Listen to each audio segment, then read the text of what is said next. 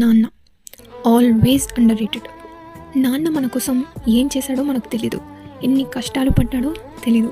Because నాన్న ఎప్పుడు చెప్పడు, ఎవరికి చెప్పడు, పిల్లలకి అస్సలు చెప్పడు. అమ్మలా ప్రేమను ఎక్స్ప్రెస్ చేయడం నాన్నకు రాదు. నాన్న ఇంటికి ఎప్పుడో వస్తాడు, ఎప్పుడో వెళ్ళిపోతాడు.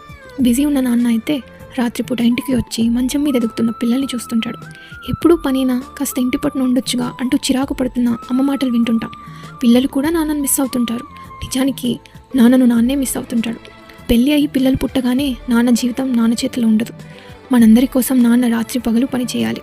చదువులు, సమస్యలు, చుట్టాలు, పండుగలు, హాస్పిటల్స్, బర్త్డేలు, వీటన్నింటితో నాన్న నలిగిపోతుంటాడు. Anxiety, sugar, BP, paralysis, heart అటాక్లు ఇలా ఎన్నో వస్తుంటాయి నాన్నకి. వృద్ధాప్యం వల్ల అనుకుంటారు పిల్లలు. వృద్ధాప్యం ఇంకా రాలేదు. మీకోసం అనుక్షణం కరిగిపోతూ కాలిపోతున్న నాన్నకి లోపల హెల్త్ ఎంత దెబ్బతింటుందో ఎవరికీ తెలీదు. నాన్న డాక్టర్ని కలిసిన విషయం మనకు తెలీదు, ఎందుకంటే ఆ రిపోర్టులు తీసుకుని ఇంటికి రాడు కాబట్టి. తన పిల్లలు గొప్ప వాళ్ళు అవుతారని నాన్నకు విపరీతమైన నమ్మకం. అందుకే అప్పులు చేసైనా చదివిస్తాడు. ఆఫీస్కి సెలవు పెట్టి మరీ స్కూల్లో పిల్లల సీట్ కోసం లైన్లో నిల్చుంటాడు. మీరు ఎగ్జామ్ రాస్తుంటే బయట రోడ్డు పక్కన ఎండలో నిల్చుంటాడు. పిల్లలు ఏదో అయిపోతారని ఆశ. ఆస్తులు అమ్మి అయినా కూతురు పెళ్లి ఘనంగా చేస్తాడు. ఎక్కడెక్కడ ఎన్ని సంతకాలు పెడుతున్నాడో ఎవరికీ తెలీదు. కొన్ని వందల సార్లు, వేల సార్లు అమ్మ ఏడవడం చూస్తాం, కానీ నాన్న ఏడవడం ఎప్పుడైనా చూసారా? నాన్న కూడా ఏడుస్తాడు, కానీ మన ముందు ఏడవడం నాన్నకు ఇష్టం ఉండదు. ఎక్కడో ఒంటరిగా కూర్చొని ఏడుస్తాడు.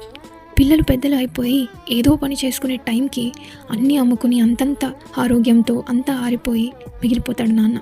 కరెక్ట్గా అప్పుడే పిల్లలు నాన్నకి ఎదురు చెప్పడం మొదలు పెడతారు. అప్పుడు వస్తుంది నాన్నకు ఆలోచన, ఇన్ని రోజులు నేను ఎవరి కోసం బ్రతికానని, నా కోసం నేను ఏది దాచుకోలేదే అని. నేను అన్న ఆలోచన అప్పటి వరకు నాన్నకు తెలీదు. తిరిగేమిచ్చావు మాకు అని అడుగుతారు పిల్లలు. ప్రతి బిడ్డ ఏదో ఒక టైంలో నాన్నను ఏడిపిస్తాడు. నాన్న గుండెల మీద తంతాడు. అప్పటికి ఏడవడానికి నాన్న కన్నీళ్ళు కూడా మిగలవు. అవి ఎప్పుడు ఆవిరైపోయి ఉంటాయి.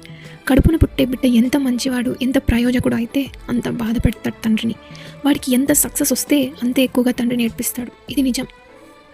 నాన్న మీ భవిష్యత్తు కాదేమో, కానీ నాన్నకు మీరే ఫ్యూచర్. మీకోసమే రిస్కులు తీసుకోలేక, ధైర్యం చాలక మీ నాన్న తన కెరీర్ని నాశనం చేసుకున్నాడు. మీ మూలంగానే నాన్నలో ఉన్న ఎనర్జీ నీరు కారిపోయింది. మీ మూలంగానే మీ నాన్నలో ఉన్న కాన్ఫిడెన్స్ మాయమైపోయింది.